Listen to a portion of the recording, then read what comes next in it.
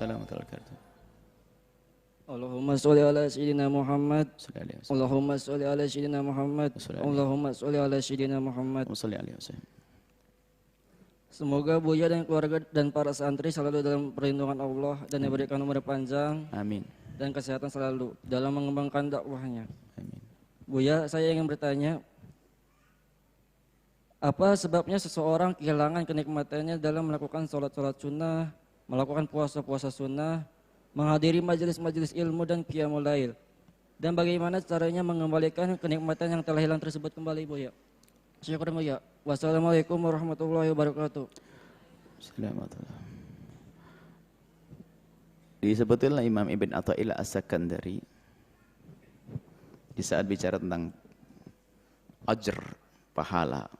Sebagian dari kita itu yang kelas kuli, kelas kita itu kalau beribadah kan pengen langsung apa sih dapatnya?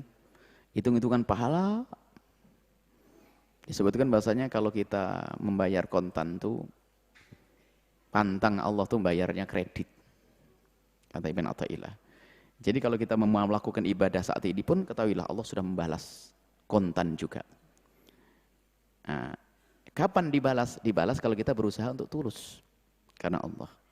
Lah balasan Allah itu apa di dunia sebelum di akhirat? Balasan yang Allah berikan kepada kita saat ibadah di dunia adalah, nah ini tadi yang ditanyakan. Tiba-tiba kita senang, tenang. Itu balasan yang luar biasa. Makanya kalau tidak tenang itu perlu dikoreksi. Mungkin kita kurang tulus atau makanan kita kurang bersih dan sebagainya. Karena apa? Balasan yang Allah berikan kepada seorang hamba yang beribadah sebelum di akhirat akan diberikan di dunia, yaitu merasa tenang di saat dia melakukan ibadah. Itu adalah balasan yang luar biasa dari Allah. Diberi ketenangan di dalam ibadah. Maka kalau memang ternyata kita belum menemukan ketenangan, dan itu problem rata-rata dari kita. Kenapa? Sesaat di jalan kita melihat yang haram di sana, haram dosa-dosa dan sebagainya. Maka kita kurang merasakan lezat. Tapi kita terus berusaha. Dan betul para kekasih Allah itu untuk menemukan lezatnya ibadah itu tidak gampang. Harus ditundukkan dulu hawa nafsu. Bahkan ada yang mengatakan 20 tahun aku bisa menundukkan hawa nafsuku. Nah, bagaimana kita yang belum lezat? Nah ini. Kalau Anda yang belum lezat, ketahuilah Anda hibur diri Anda bahwasanya mujahadahnya seorang dalam beribadah, kerja kerasnya dalam ibadah, itu pahalanya gede, gak kalah dengan pahala kelezatan dalam ibadah. Saya itu ibadah kok gak seneng, tapi saya paksa. Anda memaksa itu jihad, dapat pahala gede. Allah tahajud paling ngantuk, males. Saya paksain ya Allah. Wuduknya air yang dingin banget biar melek. Jangan panas, kalau panas. Jadi paksain lah. Ternyata orang memaksakan untuk beribadah itu memerangi hawa nafsu, itu pahalanya lain, bukan pahala lezat tadi, beda. Memang gak lezat kita, tapi tetap saya paksa. Saya capek, gak apa-apa, saya paksa. Capek, paksa. Lah jihad begitu. Kehebatan manusia di situ di saat memerangi hawa nafsu. Anda bukan malaikat. Kalau malaikat mah beda. Jadi kehebatan manusia adalah di saat ada tantangan, ibadah kok susah, berat, Anda lawan, lalu hebat Anda. Bisa melampaui malaikat. Jadi justru karena ada hawa nafsu inilah kita itu menjadi pangkat tinggi. Kalau orang nggak punya bibit dengki, nggak punya bibit dendam, nggak punya bibit marah, ya apa kelebihannya orang itu? Oh nggak ada marahnya ya. Kan kelebihan kita adalah di saat sentil sama orang, dia mau marah, wal qadhiminal ghaidha, baru pahala. Mau nggak ada bibit marah, ngomong sabar, ya nggak ada arti di situ.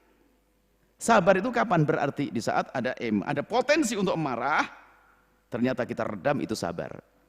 Maka termasuk mujahadahnya kita dalam menikmati ibadah adalah itu sudah ibadah. Nah, hibur hatimu bahwasanya pahala aku bermujahadah besar di hadapan Allah. Nanti pada akhirnya disampaikan kepada ladzatul ibadah, kelezatan ibadah. Jangan menyerah. Sehingga sampai dikatakan jika engkau tidak khusyuk dalam berzikir, jangan menyerah. Paksakan terus berzikir dengan lisanmu biarpun hatimu belum khusyuk. Dan bersyukurlah kepada Allah, ya Allah, puji syukur kepadamu ya Allah. Telah kau jadikan lisanku berzikir biarpun hatiku belum khusyuk. Maka aku mohon ya Allah, seperti kau jadikan lesanku berzikir, maka jadikan hatiku berzikir. Tinggal gitu saja kepada Allah. Seperti itu. Mujahadah terus sama. Kita perlu mujahadah. Menghadiri pengajian ini adalah kalau Anda yang merasa berat, diajak suami saja cemberut dari awal akhir, atau suami yang diajak istri nggak ngomong di motor, maka ketahuilah itu pahalanya paling gede itu. Pahalanya besar banget karena mujahadah. Biarpun cemberut masih berangkat, berarti dipilih oleh Allah. Sama saya sering ngomong pada santri, kan ada santri yang tiap hari nangis pengen pulang, tamat SMA pada akhirnya. Nah, tamat SMP, hebat. Berarti pahalamu gede banget. Kenapa? Nangis terus. Tapi pun tidak bisa keluar, mau keluar nggak Allah izinkan. Buktinya nggak keluar kok. Ini suami yang cemburutan tadi itu maunya nggak ngaji, tapi ngaji juga pada akhirnya. Hebat, pahala dari Allah. Jangan khawatir yang suka cemberut. Itu belakang itu. Diajak suaminya cemberut, iya bu ya, Masya Allah. Itu saya ngerayunya mulai sore kemarin, tuh sudah macam-macam. Itu dibuat, enggak megangan biasanya kalau naik motor madrasah begini, kalau ngaji begini. Ya enggak apa-apa, nyampe juga tuh, belakang ke depan.